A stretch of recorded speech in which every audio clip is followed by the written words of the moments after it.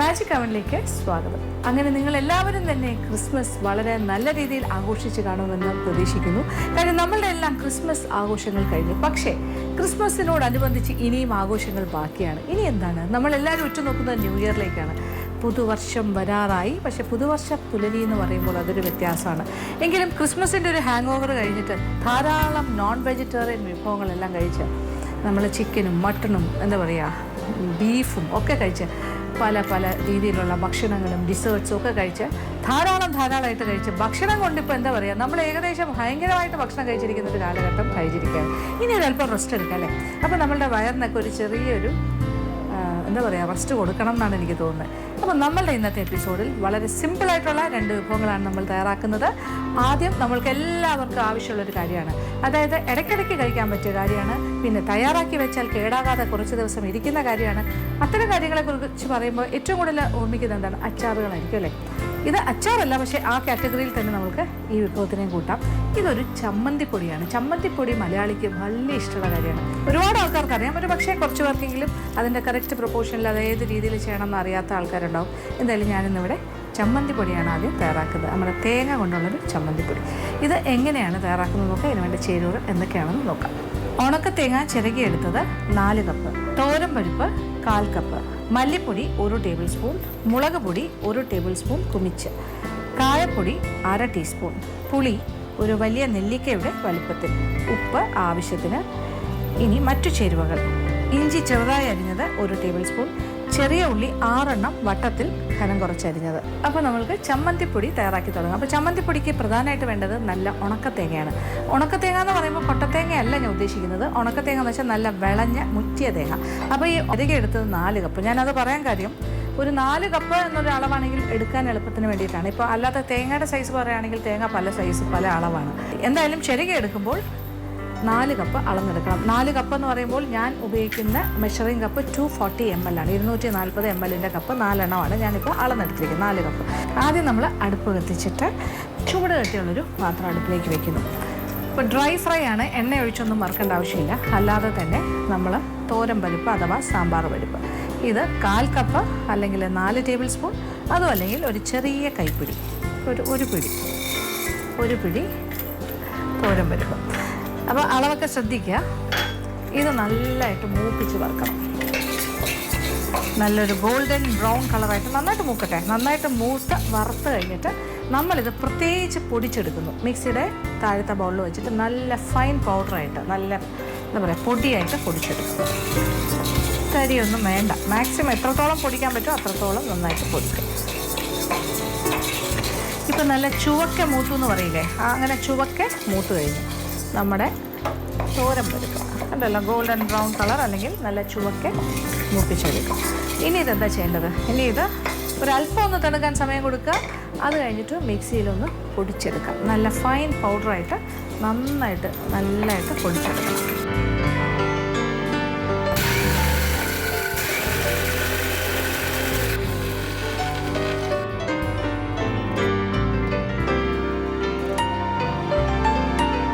അപ്പം നന്നായിട്ട് പൊടിഞ്ഞിട്ടുണ്ട്. നല്ല ഫൈൻ പൗഡറായിട്ട് തന്നെ പൊടിഞ്ഞ് വന്നിട്ടുണ്ട്. ഇപ്പോൾ ഈ ടാൽക്കം പൗഡറിൻ്റെ അത്രയും ഫൈനായി. നമ്മൾ മുഖത്തിടുന്ന പൗഡറിന് എത്ര തരി ഉണ്ടാവും? ഒന്നും ഉണ്ടാവില്ല അല്ലേ? അത്രയും രീതിയിൽ പൊടിഞ്ഞു കഴിഞ്ഞു ഓൾമോസ്റ്റ്.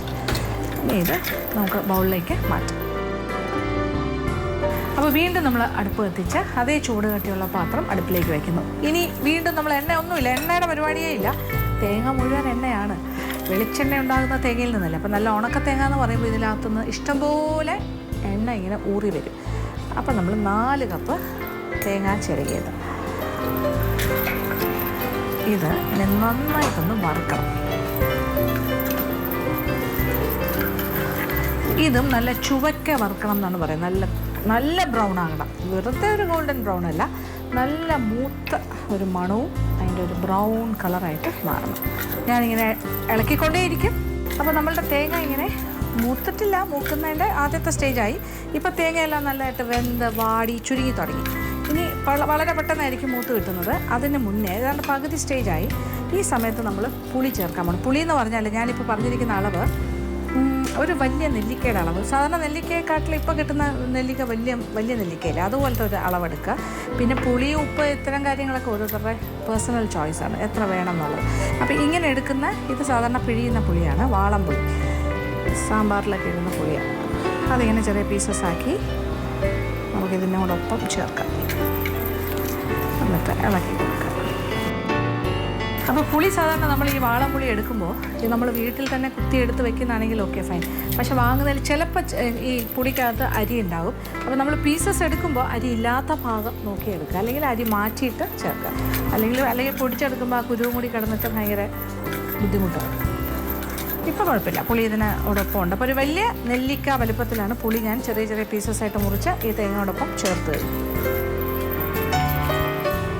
അപ്പോൾ ഇത് മൂക്കാൻ തുടങ്ങുന്ന ഒരു സ്റ്റേജിലേക്ക് വന്ന് ചെറുതായിട്ട് കളർ മാറി തുടങ്ങുന്നു. ഇനി വളരെ പെട്ടെന്നായിരിക്കും, ഇനി കൈയെടുക്കാണ്ട് ഇടയ്ക്കിടയ്ക്ക് ഇളക്കി കൊടുത്തുകൊണ്ടേയിരിക്കണം.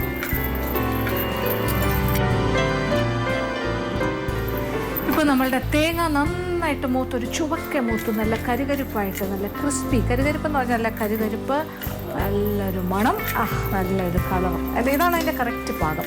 ഇനി കുറച്ചുകൂടി മൂത്ത് പോയാൽ ചിലപ്പോൾ കരിഞ്ഞു പോകും. കരിഞ്ഞു പോയാൽ അതിൻ്റെ ഒരു മണവും ഗുണമൊന്നും ഉണ്ടാവില്ല. ഇതിലേക്ക് നമ്മൾ മുളക് പൊടി നമ്മൾ 1 ടേബിൾ സ്പൂൺ നിറച്ചിടണം. ഇത് അത്യാവശ്യം ഓരോരുത്തരുടെ ഇഷ്ടത്തിനനുസരിച്ചിട്ടാണ് എരിവ്. ഇതിപ്പോൾ ഒരു മീഡിയം എരിവേ ഉണ്ടാവുള്ളൂ. ഇതിലും കൂടുതൽ എരിവ് വേണമെന്നുണ്ടെങ്കിൽ കുറച്ചുകൂടെ മുളക് പൊടി ചേർത്ത്. ഇതിപ്പോൾ ഞാൻ 1 ഹീപ്ഡ് ടേബിൾ സ്പൂണാണ് എടുത്തത്, 1 ടേബിൾ സ്പൂൺ നിറച്ച്. അതുപോലെ 1 table spoon, level table spoon മല്ലിപ്പൊടി അതും കൂടി ചേർത്തു. ഞാൻ തീ ഇപ്പോൾ നന്നായിട്ട് കുറച്ച് വെച്ചിരിക്കുമായിരുന്നു. കരി നല്ല ചൂടായി കിടക്കുകയാണ്. അപ്പം മുളക് പൊടി ഒരുപാട് മൂത്ത് കരിഞ്ഞു പോകാൻ പാടില്ല. അപ്പോൾ ഈ ചൂടിൽ തന്നെ പാകത്തിന് മൂത്ത് കിട്ടും. അപ്പോൾ തീ ഒരല്പം കുറച്ചിട്ടിരുന്നു. ഇപ്പം ഞാൻ വീണ്ടും തീ കൂട്ടി കൊടുത്തു. ഇനി തീ നമുക്ക് ഓഫ് ചെയ്യാം. പാകത്തിന് മൂത്ത് കഴിയും. കാര്യം ഇതിൻ്റെ ഒരു ചൂട് കൊണ്ട് തന്നെ നന്നായിട്ട് മൂക്കും. ഇതിനോടൊപ്പം ഇനി ഒരു കാര്യം, നമ്മൾ ഈ പൊടിച്ച് വെച്ചിരിക്കുന്ന തോരൻ പരിപ്പ് വറുത്ത് പൊടിച്ചതാണ്, അതും കൂടി ചേർക്കാം. അതും കൂടി ചേർത്ത് ഇളക്കാം. ഇതിനോടൊപ്പം നമുക്ക് ആവശ്യത്തിനുള്ള ഉപ്പ്, കുറച്ച് ഉപ്പ്, ചമ്മന്തിപ്പൊടിക്ക് ആവശ്യമുള്ള ഉപ്പ് ചേർക്കാം. വേണമെന്നുണ്ടെങ്കിൽ പിന്നെ ചേർക്കാം.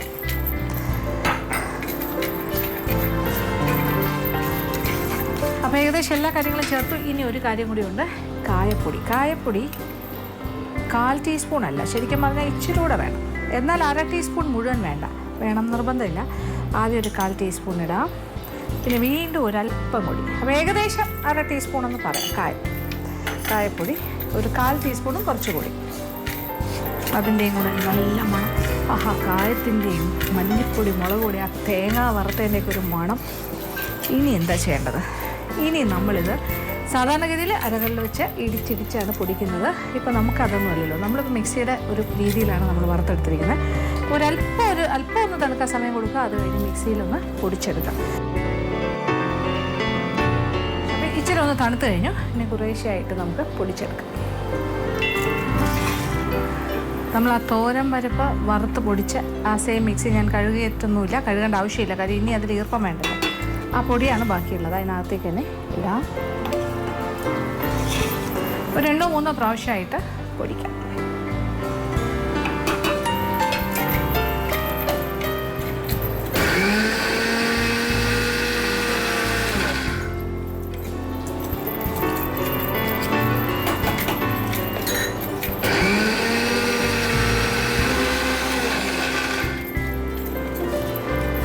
നന്നായിട്ട് പൊടിഞ്ഞിങ്ങനെ കുഴഞ്ഞ് വരുന്നൊരു പാകമായിക്കൊണ്ടിരിക്കുന്നു.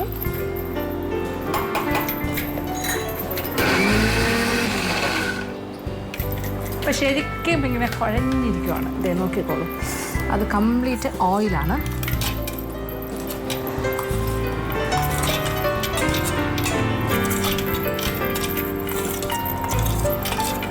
അപ്പോൾ ഇത് ശരിക്കും നല്ല കുഴഞ്ഞ ഭാഗമാണ് ഇപ്പോൾ ഇങ്ങനെ പൊടിച്ച് വരുന്നത്. നോക്കിക്കോളൂ, കണ്ടില്ല, എണ്ണയാണ്, complete oil, full of coconut oil. നമ്മൾ എണ്ണ തൊട്ടിട്ടില്ല, പക്ഷെ ഇതെല്ലാം തേങ്ങയിൽ നിന്ന് ഊറുന്നതാണ്.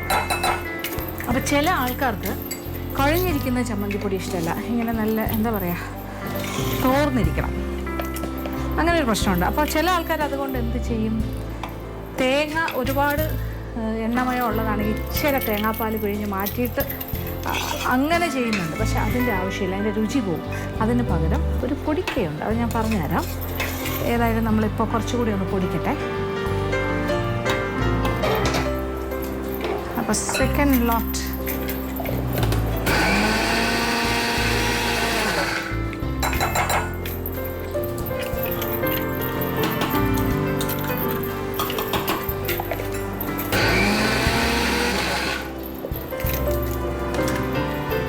വീണ്ടും എണ്ണ ഇങ്ങനെ ഊറി വരുന്ന രീതിയിലുള്ള ചമ്മന്തിപ്പൊടി ഇങ്ങനെ റെഡി ആയിക്കൊണ്ടിരിക്കുന്നു. കണ്ടില്ലേ, എണ്ണ കാണാമല്ലോ അല്ലേ? ഇങ്ങനെ എണ്ണ ഇങ്ങനെ ഊറി വരുന്ന എന്ത് രസമറിയാമോ, ഇങ്ങനെ കഴിക്കാൻ ഭയങ്കര സ്വാദാണ്. പക്ഷേ ഞാൻ പറഞ്ഞല്ലോ, ഇത് കുറച്ച് ദിവസത്തേക്ക് വെക്കാനുള്ള കാര്യമാണ്. ചിലർക്ക് ഇങ്ങനെ ഇരിക്കുന്ന ഇഷ്ടമല്ല, ഇങ്ങനെ കട്ടിക്ക് ഇങ്ങനെ കുഴഞ്ഞിരുന്നാൽ എന്താ ഒരു രസമില്ലല്ലോ. അപ്പോൾ അതിങ്ങനെ കുറച്ചുകൂടെ ഒരു ഡ്രൈ ആയിട്ടിരിക്കണം. അതിന് ചെയ്യേണ്ട കാര്യം എന്താ വെച്ചാൽ, അതിലാണ് നമ്മളിവിടെ ഇഞ്ചിയും ചെറിയ ഉള്ളിയും റെഡിയാക്കി വെച്ചിരിക്കുന്നത്. ഇതിൽ നിന്നും കുറച്ചെടുത്തിട്ട് ഇങ്ങനെ കുഴഞ്ഞിരിക്കുന്ന നമ്മളുടെ ചമ്മന്തിപ്പൊടിയെ കുറച്ചെടുക്കാം. എന്നിട്ട് അതിലേക്ക് ഈ 1 ടേബിൾ സ്പൂൺ ഇഞ്ചി ചെറുതായി അരിഞ്ഞ്, ഇത് വറുത്തതൊന്നുമല്ല, വെറുതെ അരിഞ്ഞ് വെച്ചിരിക്കുന്നത് 1 ടേബിൾ സ്പൂൺ ഇഞ്ചിയും അതോടൊപ്പം ഒരു 5 or 6 കൊച്ചുള്ളി വട്ടത്തിന് അരിഞ്ഞത് ഇതും കൂടി ചേർത്തിട്ട്, ഇത് മൂപ്പിച്ചിട്ടൊന്നുമില്ല, ഒന്നുമില്ല, പച്ചയ്ക്കാണ്. ഒന്നുകൂടി ഒന്ന് ബീറ്റ് ചെയ്യും.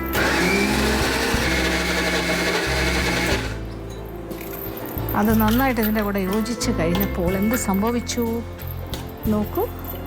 അതിൻ്റെ ഈർപ്പം അല്ലെങ്കിൽ എണ്ണയെല്ലാം വലിച്ചെടുക്കുന്ന കാര്യം. ഇനി ഇത് നമ്മളിതിലേക്ക് മാറ്റുന്നു.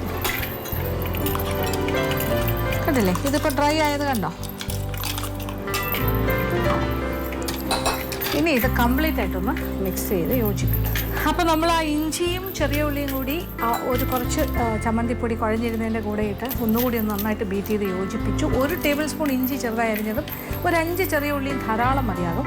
എന്നിട്ട് അത് മുഴുവനായിട്ട് നമ്മൾ ഈ കുഴഞ്ഞിരുന്ന ചമ്മന്തിപ്പൊടിയുടെ കൂടെ ചേർത്ത് നന്നായിട്ടൊന്ന് യോജിപ്പിച്ചു. സ്പൂൺ കൊണ്ടോ കൈ കൊണ്ട് ഇങ്ങനെ ഞെകരി യോജിപ്പിച്ചാലും കുഴപ്പമില്ല. നന്നായിട്ട് യോജിപ്പിച്ചു. അപ്പോൾ എന്ത് സംഭവിച്ചു?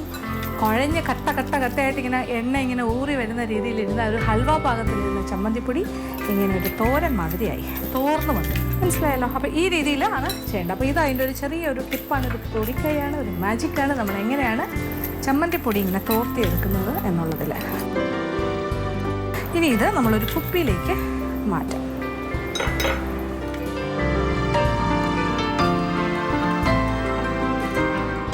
ചൂടോടുകൂടിയല്ല, നമ്മളൊന്ന് തണുത്ത് കഴിഞ്ഞിട്ട് നന്നായിട്ടൊന്ന് അടച്ച് നല്ല വായു കടക്കാത്ത കുപ്പിയിൽ സൂക്ഷിച്ചാൽ എത്ര ദിവസം വേണമെങ്കിലും കേടാകാതിരിക്കും. നല്ല എന്താ പറയുക, കട്ട തൈരും ചമ്മന്തിപ്പൊടി ഉണ്ടെങ്കിൽ പിന്നെ എന്താ വേണ്ടത് ഭക്ഷണത്തിന്. സത്യത്തിൽ എൻ്റെ മകൾക്ക് വലിയ ഇഷ്ടമുള്ള കാര്യമാണ് ചമ്മന്തിപ്പൊടി. അപ്പോൾ പുറത്തേക്ക് മകൾക്ക് വേണ്ടി ഞാൻ സമ്മാനം കൊടുത്തയക്കുമ്പോൾ ചമ്മന്തിപ്പൊടി ഒരു പ്രധാന ഐറ്റമാണ്. അപ്പോൾ അങ്ങനെ ഞാൻ ചമ്മന്തിപ്പൊടി ഉണ്ടാക്കി മകൾക്ക് വേണ്ടി കൊടുത്തയക്കാൻ തയ്യാറാക്കിയപ്പോഴാണ് ഞാൻ വെച്ചത്, എന്നെപ്പോലെ എത്രയോ അമ്മമാർ എത്രയോ കുഞ്ഞുങ്ങൾക്ക് വേണ്ടി ഉണ്ടാക്കാനായിട്ട് ആഗ്രഹിക്കുന്നുണ്ടാവും പല കാര്യങ്ങൾ ഇങ്ങനെ കൊടുത്തയക്കുന്നത്.